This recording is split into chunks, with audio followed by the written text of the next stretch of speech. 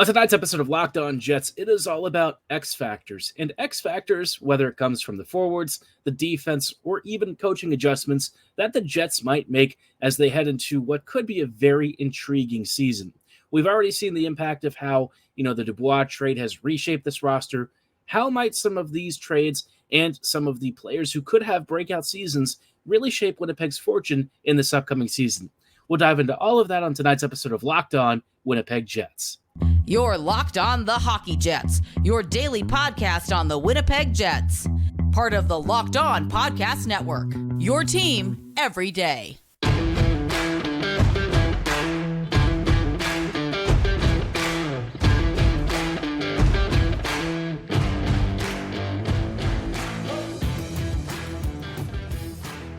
Good evening, friends, and welcome to this episode of Locked On Winnipeg Jets, part of the Locked On Podcast Network, your team every day. I'm your host, Harrison Lee, an avid Winnipeg Jets fan and an online blogger. You can follow me on Twitter at HLivingLoco and at LO_Winnipeg Jets. As always, thank you so much for making Locked On Jets your first listen of the day, every day.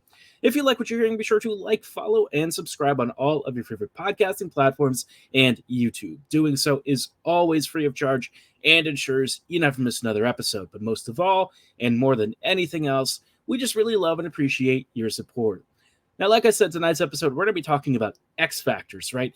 These are the mystery components to Winnipeg's upcoming season. And I don't say that they're particularly mysterious in the sense that no one has any clue, but I think that there are some underrated storylines that people aren't necessarily associating with the Jets yet, and maybe some more specific players on the team.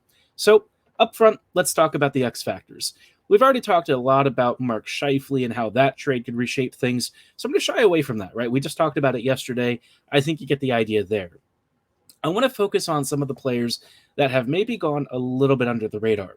The first guy I kind of want to talk about as being a really big X factor this year is Nik Ehlers, in part because Ehlers traditionally hasn't played as much as a lot of the other guys. He always gets the same amount of shifts under Bones, but the problem with him is that somehow his time on ice is significantly lower than Scheifele or even Wheeler at times. And it seems like it, partially is because he's not playing, first power play minutes on a consistent basis. And I guess the other thing is he just seems to get off the ice faster, which means that you're getting less of him. And I feel like if you know that his total time on ice is lower than what it should be, especially for the number of shifts he's getting, you need to just play him more. And with Wheeler gone, that suddenly opens up the potential for Ehlers to get more ice time. I think that is really critical. Look, I know people are going to say, well, he's made of glass and all this stuff. But when it comes to transition, creation, the ability to stretch defenses, almost no one on this team is really at Ehlers' level in terms of his ability to kind of open up those gaps and then take advantage of it, right? Scheifele is one of the only other guys that I think naturally creates that kind of space. And even Mark doesn't always have the same skating ability and natural edge work and perimeter work that Ehlers is known for. Nikolai is just a very unique player, and especially when it comes to that sort of north-south transition, he really is kind of an expert at it. I feel like he is primed for a huge season if he gets that bump in the ice time. But if he doesn't, I feel like that's going to be a problem for the Jets. Ehlers is really important to this team. I think he consistently goes under the radar. And for this upcoming year, if the Jets really want to have a shot at making the postseason and having a deep run, I really think you need to involve Nikolai even more in the offense than he already is. Another X factor that I think I'm very curious about is a player that came over in the Velarde trade. And I don't know that he's necessarily the kind of guy that I'm like really circling on the roster. But look, Rasmus Kupari, I feel like, was kind of a throw-in in this deal. And he's not that kind of a player where I think you should sort of overlook him. Kupari traditionally has struggled to find a consistent role with the Kings, right? It's very clear that when he was drafted, for the pick that he was taken with, he's actually looked like a pretty good value pick. He was taken 18th overall, and it looks like you're getting a legitimate NHLer. But I feel like Kupari has a level that he hasn't really tapped into consistently. From some of the footage that you find of him, either for the Kings or for the Reign, you notice that not only does he have really amazing skating, he's actually got pretty good offensive instincts and a nasty release. For one reason or another, he hasn't always consistently put all of these elements together. But I wonder if, a change of scenery, moving to Winnipeg, and perhaps finding a way to earn himself a bigger role in the middle six, if he doesn't start to show off why he was a reasonably touted draft pick when he was taken. Now, I'm not expecting him to be like a 30-goal scorer, right? I think that's probably too much. But if Kupari chips in 10 to 15 goals, right? Maybe 20 or so assists, I think he could be a really good role player for this team. It's clear that he's got a lot of skill. His skating is really impressive, and he's got a very big frame. He's even done some power play work for the Kings, which I didn't even realize.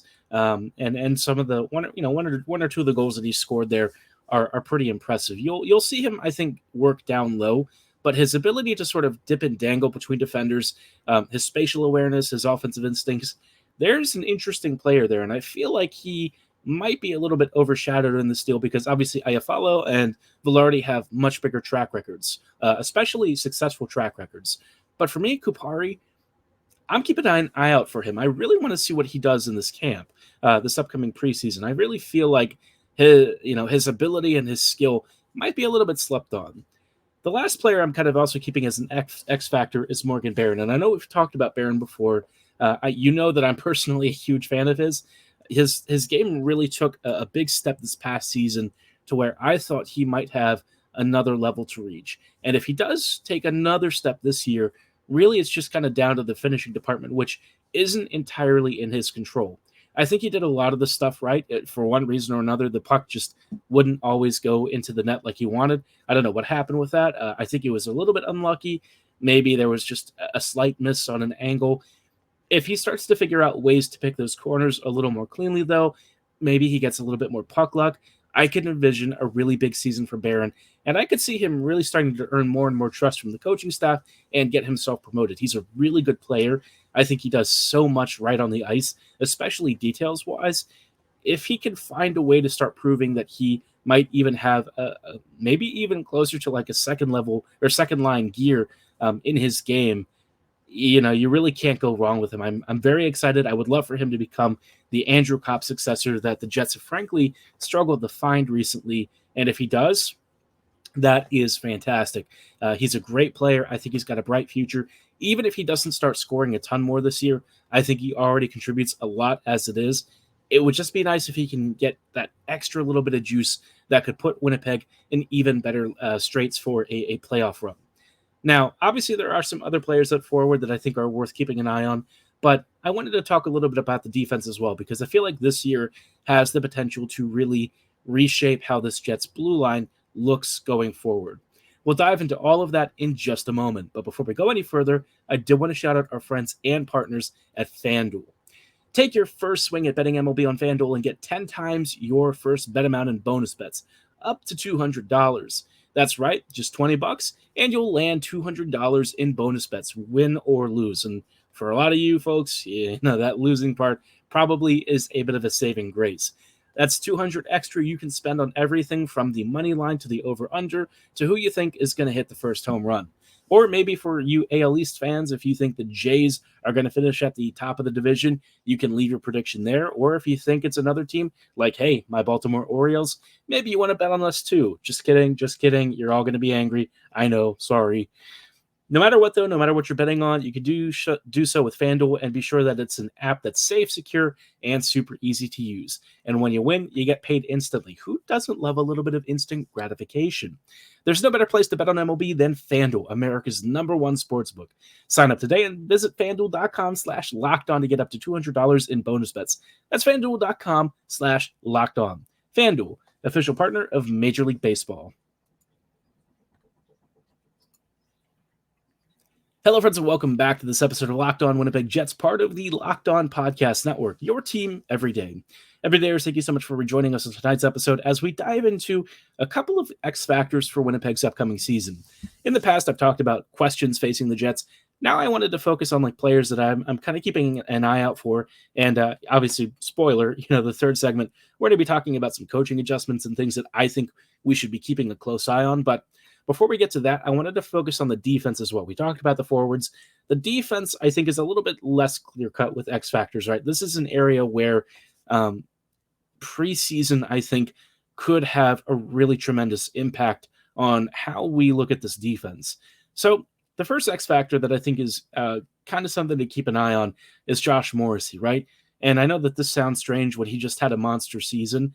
This is also the first year that Morrissey has really looked like a franchise level defender, right? In terms of offensive production and stuff, Morrissey was elite. And this is, the first time in his career when he really has elevated his game into another level. So I guess the X factor for me is, can he continue it, right? It's both an X factor and a question. If he does continue it like I think he is likely to, obviously that's awesome for the Jets. I think Winnipeg has long sought out a replacement number one for Byfuglien. And look, Josh is never going to be that kind of defender, right? Byfuglien was like a physically dominant, overwhelming kind of force. Josh is just an unholy terror in possession when it comes to creation. He's a dynamic offensive wonderkin. So his game is very different, but I think he's done a tremendous job, and under Bones really just flourished. And I'm hoping that it happens again this year.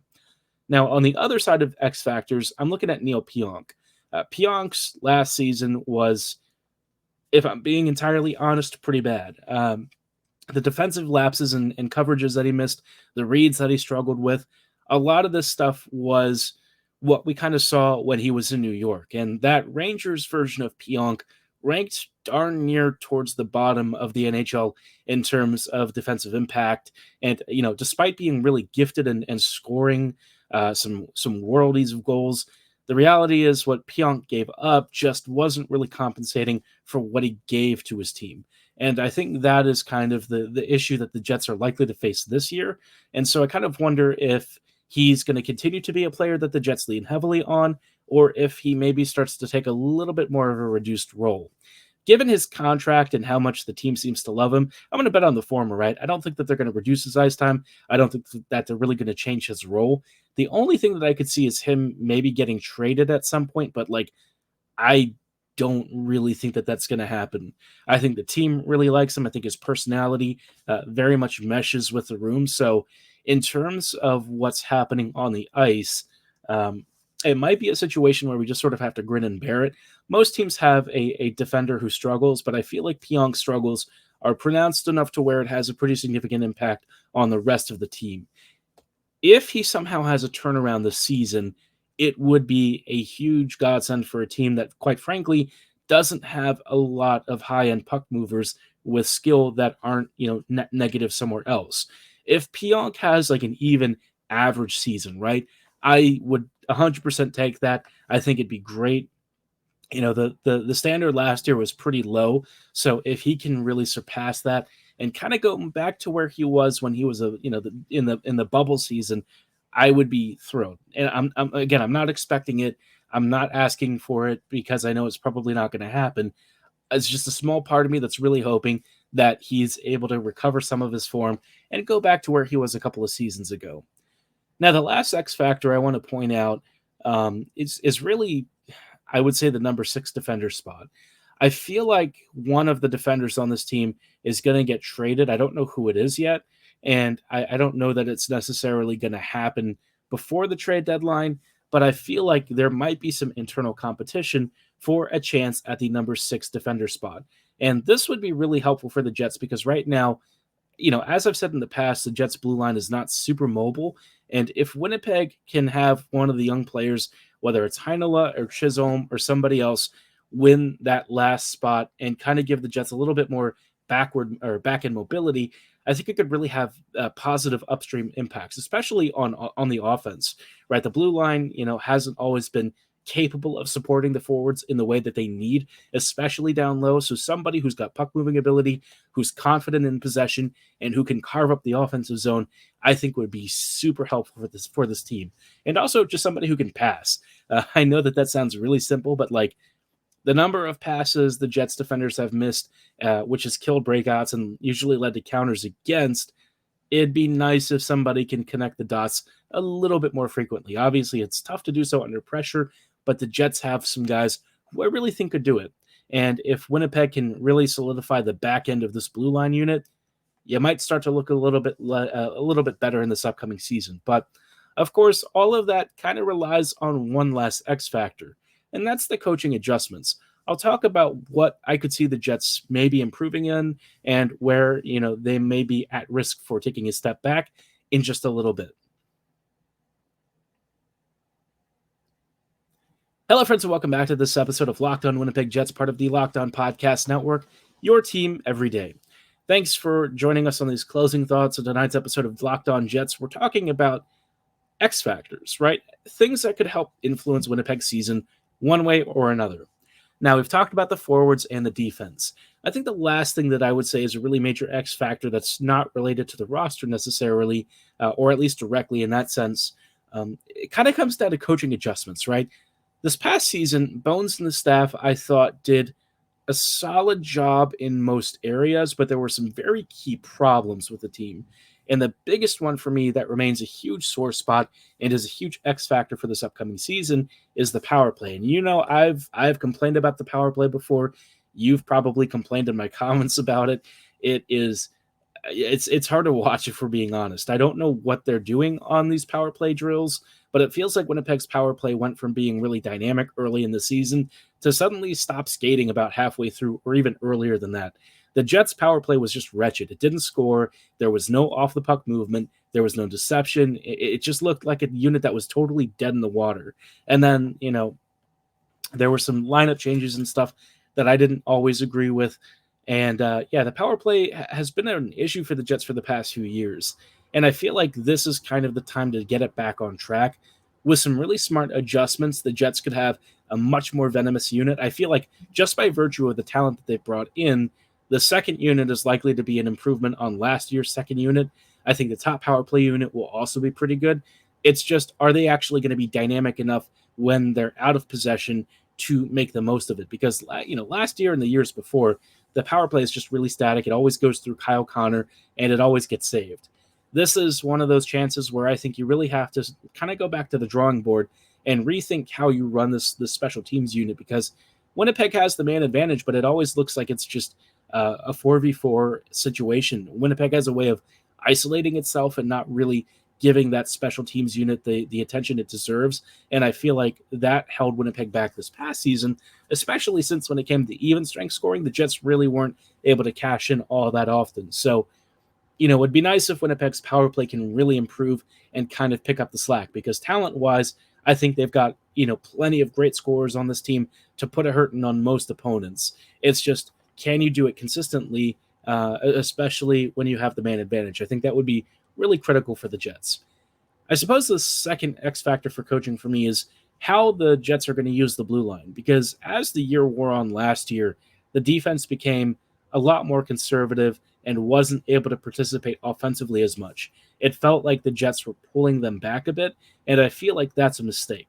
Winnipeg's defense is not really built to defend all that well. Some guys on the team defend individually well, like Brendan Dillon, but as a whole collective unit, right, the team does a relatively okay job of limiting high danger chances. I thought that they had better defensive awareness last season and organization, but it still doesn't stop the Jets from having issues when they're getting hemmed in and trying to make, zone exits. And that's where I think having more pressure up the ice and more offensive creativity would really do the Jets a favor. If you don't have to defend in your own zone, 9 times out of 10, you're going to be enjoying life a lot more. The more time you spend in front of your own goalie, the less likely it is that you're going to score goals anyways, because that's ice time that's being eaten up by trying to prevent something instead of being the aggressor and putting the pressure on your opponents. And I feel like, look, it's going to be riskier. I do see some issues potentially arising, maybe with Winnipeg getting caught being a little bit too aggressive. But at this point, you know what? I would rather have that than the Jets sit back and watch the team struggle to create, because that's usually what happens. And I think that could really be a major change if Bones trusts the blue line enough. Cut them a little bit more loose, let them be more aggressive, and let them be more active participants in the offense. The later in the season that it got last year, the less they did, and it was really noticeable that it was just like, Morrissey kind of doing a lot of the heavy lifting, and then the rest of the defense really wasn't capable of assisting in the way that it should. So we'll see if that changes this year. A more aggressive blue line, I think, would be awesome. Just more aggression in general would be great, especially on the power play. Faster puck movement, better passing, all that fun stuff. But Let me know what your X factors for Winnipeg's upcoming season are. Drop them in the comments below or at my social medias at HLivingLoco and at LO_Winnipeg Jets. But for tonight's show, that is all the time that we have. Thanks so much for making Locked On Jets your first listen of the day, every day. We will see you back here on Friday for more off-season coverage and a very special guest teaser. I'm not going to tell you who it is on Friday, but I will drop a hint for next week's interview guest. I think you're going to be thrilled when you find out who it is, especially for those of you who are music lovers. It is not a Winnipeg Jets player, but I promise you he is a really cool person, and I think you're going to love it. So stay tuned for that. But for tonight's show, like I said, that's all the time that we have. I'll catch you later, and as always, go Jets go.